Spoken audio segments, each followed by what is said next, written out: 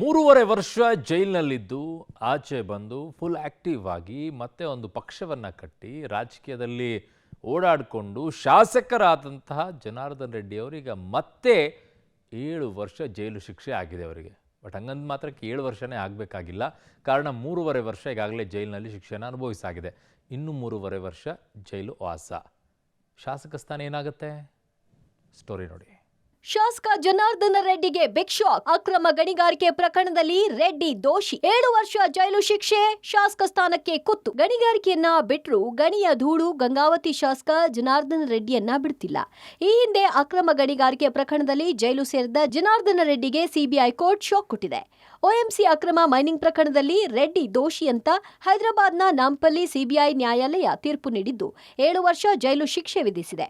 ಈ ಮೂಲಕ ಜಾಮೀನಿನ ಮೇಲೆ ಹೊರಗಿದ್ದ ರೆಡ್ಡಿ ಮತ್ತೆ ಹೈದರಾಬಾದ್ನ ಚಂಚಲಗೂಡು ಜೈಲು ಸೇರುವಂತಾಗಿದೆ. ರೆಡ್ಡಿ ಸೇರಿ 5 ಆರೋಪಿಗಳಿಗೆ ಜೈಲು ಶಿಕ್ಷೆ. ಆಂಧ್ರದಲ್ಲಿ ವೈಎಸ್ ರಾಜಶೇಖರ್ ರೆಡ್ಡಿ ಹಾಗೂ ಕರ್ನಾಟಕದಲ್ಲಿ ಬಿಎಸ್ ಯಡಿಯೂರಪ್ಪ ಸಿಎಂ ಆಗಿದ್ದಾಗ ಓಬಳಾಪುರಂ ಅಕ್ರಮ ಗಣಿಗಾರಿಕೆ ಪ್ರಕರಣ ಬೆಳಕಿಗೆ ಬಂದಿತ್ತು. ಆಂಧ್ರ ಕರ್ನಾಟಕದ ಗಡಿ ಭಾಗಕ್ಕೆ ಹೊಂದಿಕೊಂಡ ಹಿರೇಹಾಳ್ ಸಿದ್ದಾಪುರ ಬಳಿಯ ಓಬಳಾಪುರಂ ಬೆಟ್ಟದಲ್ಲಿ ನಡೆದಿದ್ದ ಅಕ್ರಮ ಗಣಿಗಾರಿಕೆಗೆ ಸಂಬಂಧಿಸಿದ ಪ್ರಕರಣ ಇದಾಗಿದೆ. ಒಎಂಸಿ ಕಂಪನಿಯ ವ್ಯವಸ್ಥಾಪಕ ನಿರ್ದೇಶಕ ಶ್ರೀನಿವಾಸ್ ರೆಡ್ಡಿ ಮತ್ತು ಜನಾರ್ದನ ರೆಡ್ಡಿ ಈ ಕಂಪನಿಯ ಮುಖ್ಯಸ್ಥರಾಗಿದ್ದರು. ಈ ಕಂಪನಿಗೆ ಗಣಿಗಾರಿಕೆ ಮಂಜೂರಾತಿ ನೀಡುವಲ್ಲಿ ಅರಣ್ಯ ಇಲಾಖೆ ಹಾಗೂ ಗಣಿ ಇಲಾಖೆಯಿಂದಲೂ ಅಕ್ರಮ ನಡೆದಿತ್ತು.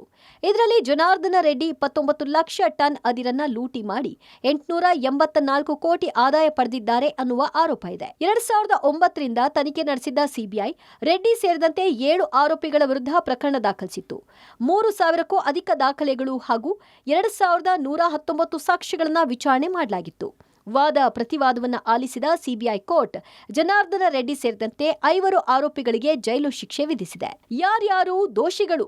ಶ್ರೀನಿವಾಸ್ ರೆಡ್ಡಿ ಒಎಂಸಿ ಕಂಪನಿ ವ್ಯವಸ್ಥಾಪಕ ನಿರ್ದೇಶಕ, ಜನಾರ್ದನ ರೆಡ್ಡಿ ಒಎಂಸಿ ಕಂಪನಿ ಮುಖ್ಯಸ್ಥ, VD Rajagopal, K Mehfooz Ali Khan OMC company. ಇನ್ನು ಇದೇ ಪ್ರಕರಣ ಆರೋಪಿಗಳಾದ ಆಂಧ್ರದ ಗಣಿ ಸಚಿವೆಯಾಗಿದ್ದ ಸಬಿತಾ ಇಂದ್ರ ರೆಡ್ಡಿ ಹಾಗೂ ಕೃಷ್ಣಾನಂದಂಗೆ ಸಿಬಿಐ ಕೋರ್ಟ್ ಕ್ಲೀನ್ ಚಿಟ್ ನೀಡಿದೆ.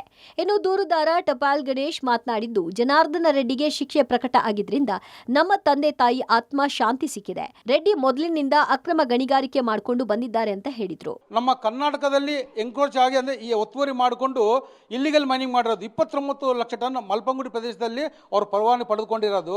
ಅಲ್ಲಿ ಯಾವುದೇ ತರ ಮೈನಿಂಗ್ ಮಾಡಿಲ್ಲ.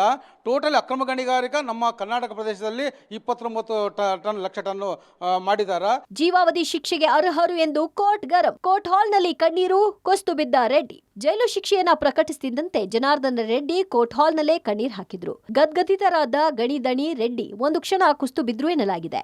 ಇನ್ನು ನಾನು ಈಗಾಗಲೇ 3.5 ವರ್ಷ ಜೈಲು ಶಿಕ್ಷೆ ಅನುಭವಿಸಿದ್ದೇನೆ, ಶಿಕ್ಷೆಯಿಂದ ವಿನಾಯಿತಿ ನೀಡಬೇಕು ಅಂತ ರೆಡ್ಡಿ ಮನವಿ ಮಾಡಿದ್ರು. ಈ ವೇಳೆ ಗರಂ ಆದ ನ್ಯಾಯಾಧೀಶರು, ನಿಮಗೆ 7 ಅಲ್ಲ ಜೀವಾವಧಿ ಶಿಕ್ಷೆ ವಿಧಿಸಬೇಕಿತ್ತು ಅಂತ ತರಾಟೆ ತೆಗೆದುಕೊಂಡ್ರು. ಇನ್ನು ಜೈಲು ಶಿಕ್ಷೆ ಹಿನ್ನೆಲೆ ರೆಡ್ಡಿಗೆ ಶಾಸಕ ಸ್ಥಾನದಿಂದ ಅನರ್ಹತೆ ಭೀತಿ ಕಾಡ್ತಾ ಇದೆ.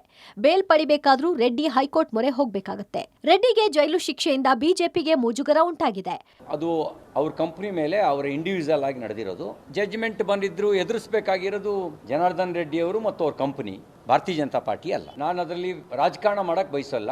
ಏನು ಜಡ್ಜ್ಮೆಂಟ್ ಬಂದಿದೆ ಆ ಜಡ್ಜ್ಮೆಂಟು ಅವ್ರ ಕಂಪನಿ ಮತ್ತು ಅವರು ಎದುರಿಸ್ತಾರೆ. ಭಾರತೀಯ ಜನತಾ ಪಾರ್ಟಿ ಎದುರಿಸಬೇಕಾಗಿರೋ ಸಂಗತಿ ಅಲ್ಲ. ನಮ್ಮ ಪಾರ್ಟಿ ಈಗಲೂ ನಮ್ಮ ಪಾರ್ಟಿಯ ಸಹ ಸದಸ್ಯರು. ಅವ್ರು ತಪ್ಪು ಮಾಡಿದರೆ ಅವರು ಶಿಕ್ಷೆ ಅನುಭವಿಸ್ತಾರೆ, ಅಥವಾ ಅವರು ತೀರ್ಪನ್ನು ಪ್ರಶ್ನೆ ಮಾಡುವಂಥ ಕೆಲಸನ ಅವ್ರು ಮಾಡ್ತಾರೆ. ಅದು ಪಾರ್ಟಿಗೆ ಸಂಬಂಧಪಟ್ಟಿದ್ದಿಲ್ಲ, ಅವರು ಮತ್ತು ಅವ್ರ ಕಂಪನಿಗೆ ಸಂಬಂಧಪಟ್ಟಿದ್ದು. ಒಟ್ನಲ್ಲಿ ತಪ್ಪು ಮಾಡಿರೋ ಶಿಕ್ಷೆ ಅನುಭವಿಸಲೇಬೇಕು ಅನ್ನೋ ಹಾಗೆ ಅಕ್ರಮ ಗಣಿಗಾರಿಕೆಯಲ್ಲಿ ಭಾಗಿಯಾಗಿರೋ ಕಾರಣ ಜನಾರ್ದನ ರೆಡ್ಡಿಗೆ ಕೋರ್ಟ್ ಶಿಕ್ಷೆ ವಿಧಿಸಿದೆ. ರೆಡ್ಡಿಯ ಮುಂದಿನ ಕಾನೂನು ಹೋರಾಟ ಹೇಗಿರುತ್ತೆ ಅನ್ನೋದನ್ನ ಕಾದು ನೋಡಬೇಕಿದೆ. News desk, public TV.